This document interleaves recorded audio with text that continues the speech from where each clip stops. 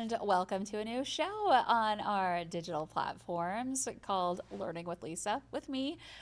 We do this from time to time in our weather updates, just kind of explaining some things that are going on with the weather. And so I thought let's just make it a weekly thing where we talk about what is happening and why it may be happening. If you've ever been curious about things maybe as basic as why is the sky is blue or why is the sky blue, or more complicated topics too we can get into as well. Always welcome your questions and your ideas for topics. Today we're going to be talking about daylight because we are seeing more and more of it as we are going into the spring months. It's March now. March 1st was technically meteorological spring. Astronomical spring starts in March 21st later on this month. So gaining some daylight. And once we hit that marker, once we hit the equinox, we are looking at more daylight hours in a day than nighttime hours. So gaining that daylight here. So that's what I'm going to get into on our first topic is gaining daylight, what it means, getting the more direct rays from the sun, and also taking a look at daylight saving time too, because that's coming up this weekend and it's related to what we've got going on here with our daylight that we're gaining. So again, it's all has to do with the change of the seasons and the tilt of the Earth. The Earth is northern hemisphere tilted away from the sun in wintertime, and in summer it's tilted toward the sun. So as we're heading in that direction, that tilt is more and more, and we get more of the Earth's direct rays. So I am going to first talk about just how much daylight we're gaining, looking at our monthly daylight change. So in February, in the upper Midwest, that northern tier of the U.S., we gained 80 minutes of daylight. So that includes North Dakota, northern Minnesota. The rate of daylight gain is a lot higher for those in the more extreme latitudes during these transitions. And so gaining daylight in the south as well. And let's move into March now. We are really gaining some daylight here. We're looking at 100 minutes of daylight gained during the month of March across North Dakota, basically, and northern Minnesota. So those days are getting longer and longer at a faster rate. And it's all thanks again to that transition from the northern hemisphere tilting toward the sun and getting those longer days. Okay, so then the rate is greatest in March, and then the rate starts to come down once we reach the equinox, but we're still gaining daylight beyond the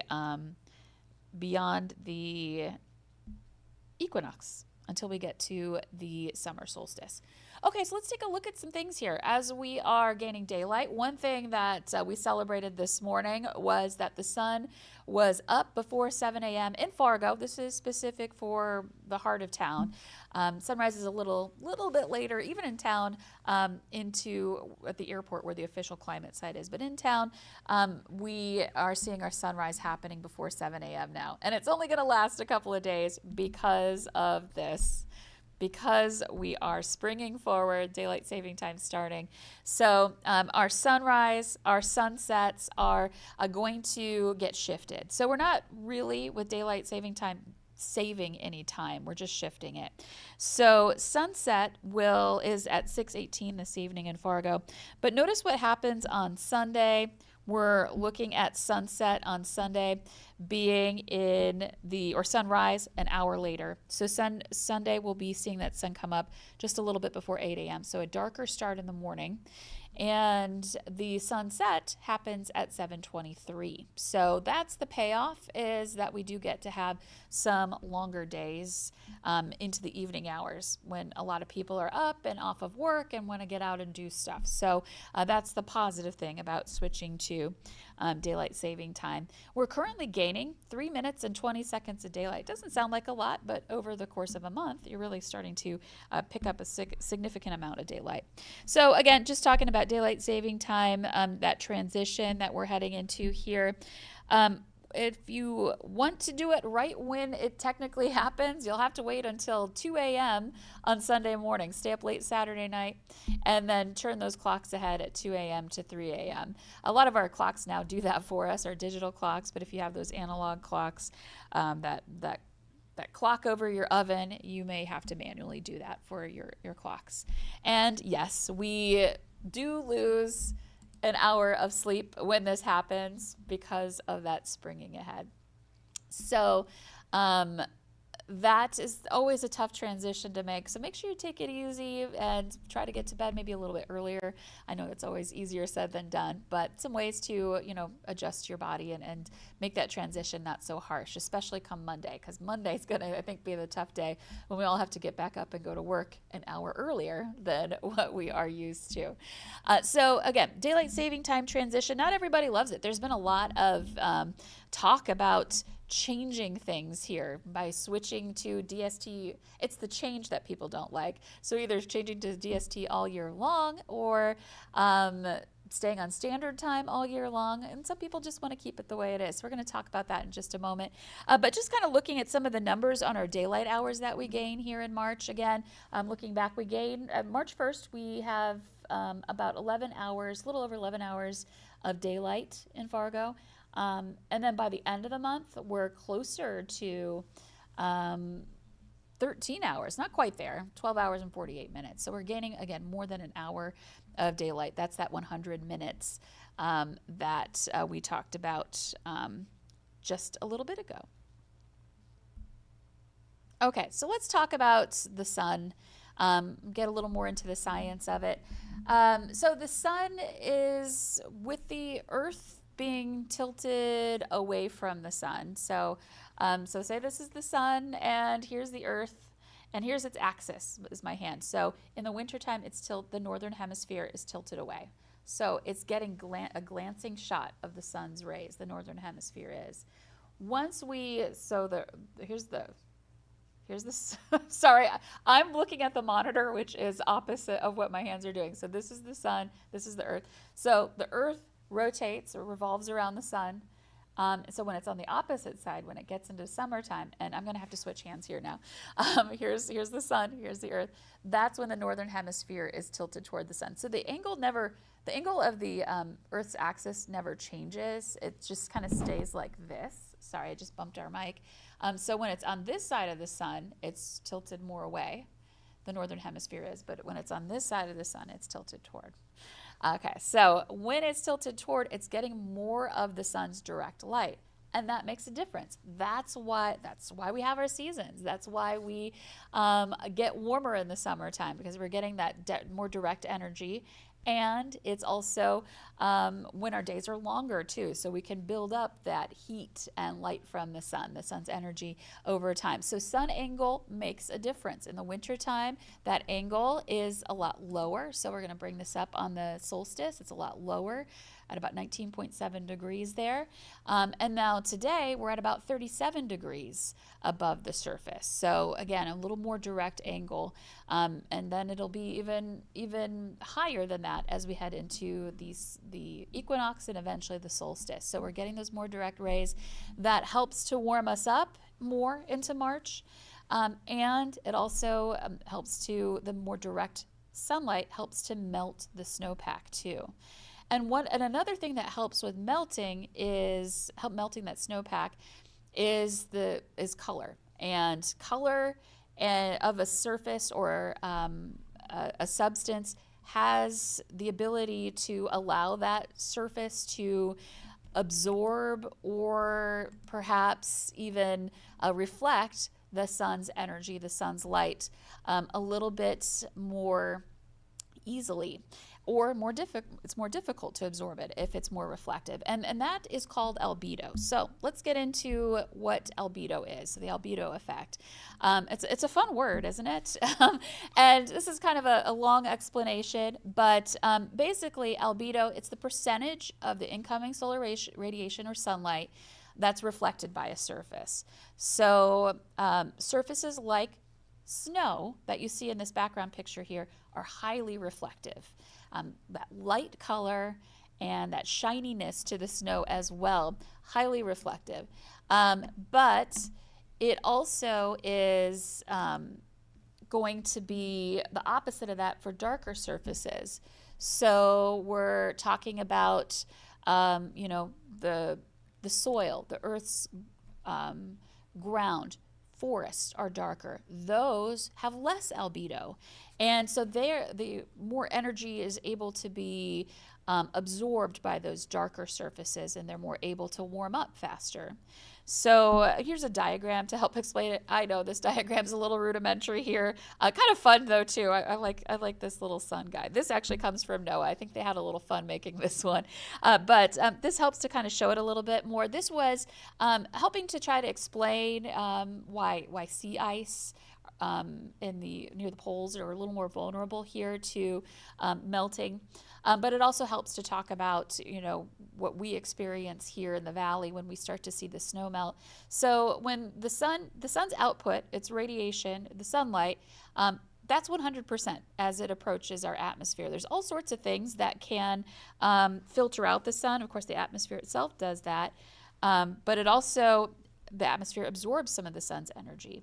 Clouds can be reflective of the sun to prevent it from reaching the surface. But just talking specifically about ice, sea ice only absorbs about 15% of the sun's rays, and it reflects out 85% of it, of that energy.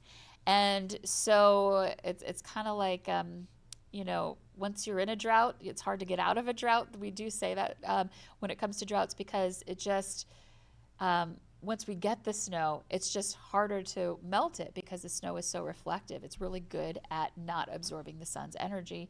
And so it's reflecting a lot of that out. But ocean water is very absorbent. It's what's often called an energy sink, and it really takes in that sunlight and absorbs about 93% of it and reflects back only 7%.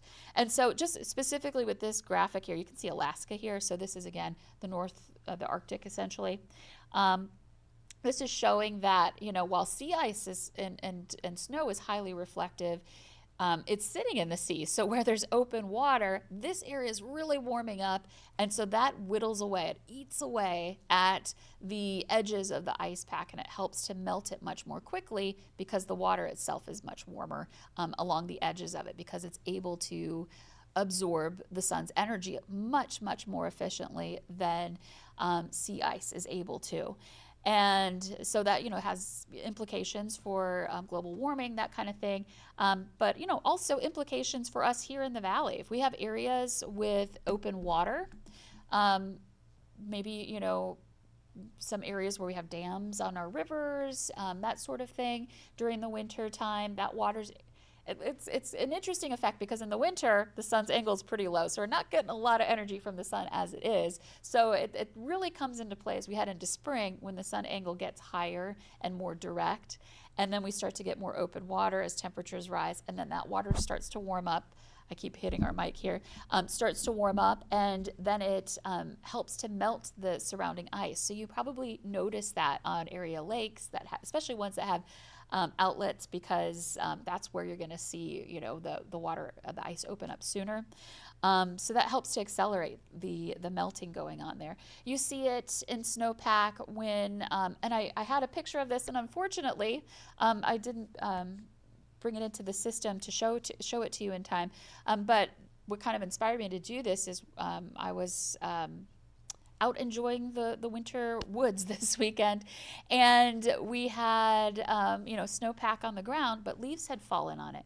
Well, what are leaves? They're darker surfaces, and they're able to absorb the sun's energy much better. And so that is warming up the leaf, and as the leaf warms up, it erodes the snow around it. What I'll do is I'll take that picture and I'll post it in the comments of this Facebook Live so you can see what I'm talking about. So that helps to create more melting going on this time of year as well. When you have a lot of leaves on the ground mixed in with the snow, and those leaves get exposed, or you have some that fall that were still clinging to the trees, that helps to melt it. You notice it on our surfaces like asphalt. It's a darker surface, and so once the road gets clear, we really see that snow start to melt. That rate of snow melt and ice melt accelerates. And because the sun's rays are more direct this time of year, they also help to melt that snow at a much quicker rate. And you may notice that. You might be outside on a cold day in March. Maybe it's the same temperature as, a day in January. but the sun's rays are a lot stronger. If it's a sunny day, you're going to feel a little bit warmer because you are feeling that more direct angle of that sunlight. So just, some explainers about why we see these things happening here as we head into this time of year where we're getting more melting. That sun angle is critical. And then, the surfaces that it's shining on also critical on how much they warm up and how much melting we get going as well. So again, that's why you see roads melt before sidewalks in a lot of instances. It's different materials too, so that is also an impact as well. But once you see some grass open up in your snowpack in your yard, that starts the melting process a lot sooner too, because that grass is darker and it absorbs the sun's energy. Another way to look at it, if you step outside in the summertime and you're wearing a dark shirt, you know how much hotter you get during the summertime if you're wearing dark clothes rather than light clothes. That's the albedo effect. It's the same thing with ice and snow. So maybe step outside as we're in these warmer days too. That also, of course, is helping to melt the snowpack. And see for yourself and notice that difference between snow that's on asphalt on a sunny day and snow that is on grassy surfaces. You'll see that melt a lot sooner and a lot faster here.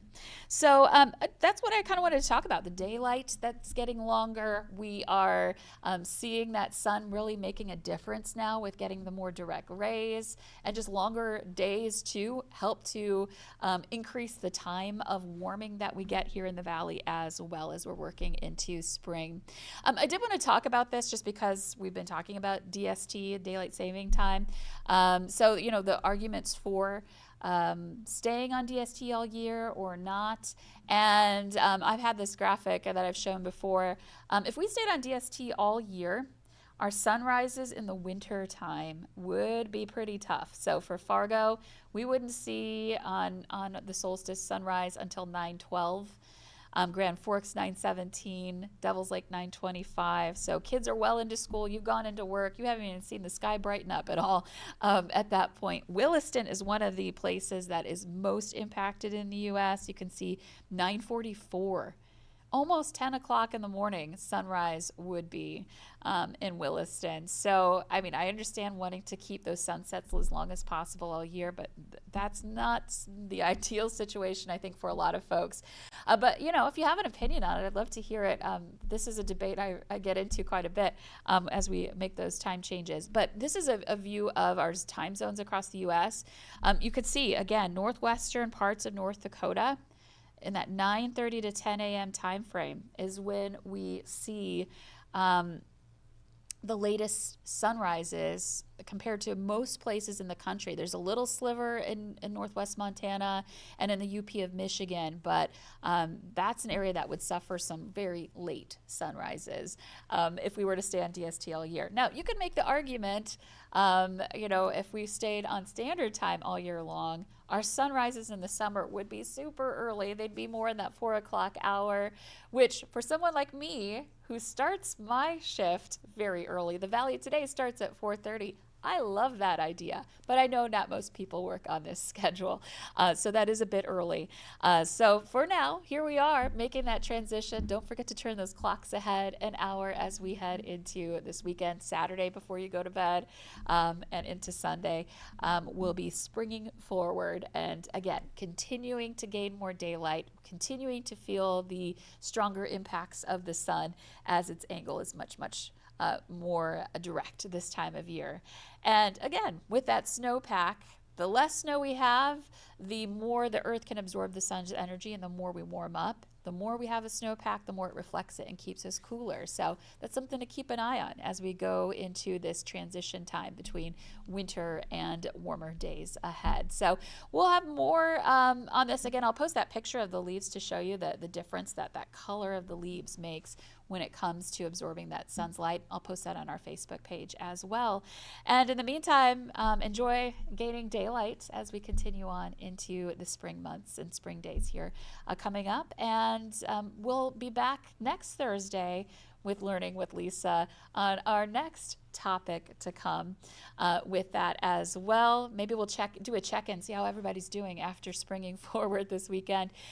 If there's anything you want to talk about or you're interested in, feel free to send me a note on Facebook. You can comment on this live as well, and we may get into that a little bit. Otherwise, we'll have more. There's so much to talk about when it comes to the weather and climate and impacts. And I'm kind of a space nerd too, so I might get into some space stuff and astronomy stuff too as we continue with this series, Learning with Lisa, every Thursday at 10 a.m. on Valley News Now, all of our digital channels, and our social media pages. So we'll see you again here Thursday for this segment, but tomorrow I'll be back with updates on our first alert weather day. We're still dealing with winter. We've got a freezing rain and snow coming our way as we are working our way into tonight and tomorrow with our next system. So you'll want to pay attention to that too. Okay, have a great day. We'll see you again here tomorrow.